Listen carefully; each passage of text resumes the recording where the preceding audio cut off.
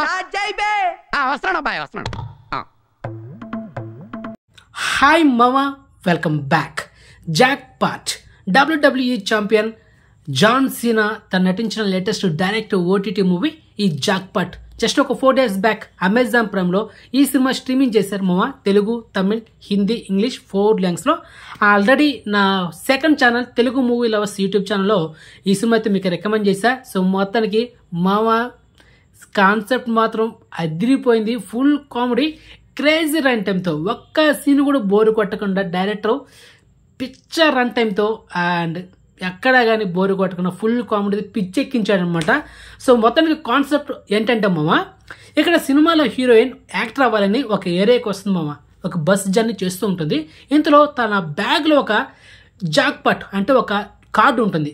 అనుకోకుండా తన చేతితో ఆ కార్డు ప్రెస్ చేసేసరికి ఆ కార్డులో తను విన్నర్ అయినట్టు చూపిస్తుంది. ఇక్కడ కట్ చేస్తే ఆ నగరంలో ఉన్న ప్రతి ఒక్కరూ చేతికి ఏది కనపడితే దాన్ని తీసుకొని మన హీరోయిన్ని చంపడానికి వస్తారు. ఏంటి మామ కాన్సెప్ట్ కొత్తగా ఉంది కదా? ఎస్, కాన్సెప్ట్ కొత్తదే మామ, అందుకే ఎంత క్రేజీగా ఉంది.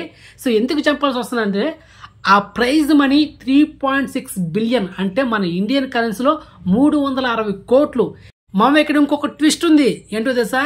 మరి ఆ 360 కోట్లు మన హీరోయిన్ విన్ అవ్వాలంటే ఒక టైం రన్ అవుతూ ఉంటుంది.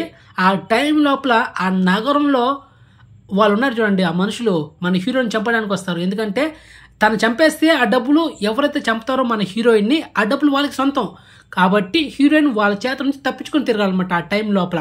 సో కాన్సెప్ట్ కొత్తగా ఉంది కదా? సో ఆ కాన్సెప్ట్లోనే మనకు విపరీతమైన కామెడీ జనరేట్ చేశాడు డైరెక్టర్.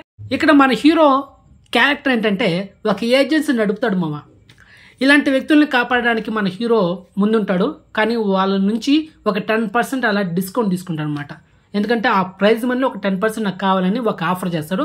ఇక మన హీరో ఏం చేయలేని పరిస్థితి కాబట్టి ఓకే ఇస్తానని చెప్పేస్తుంది.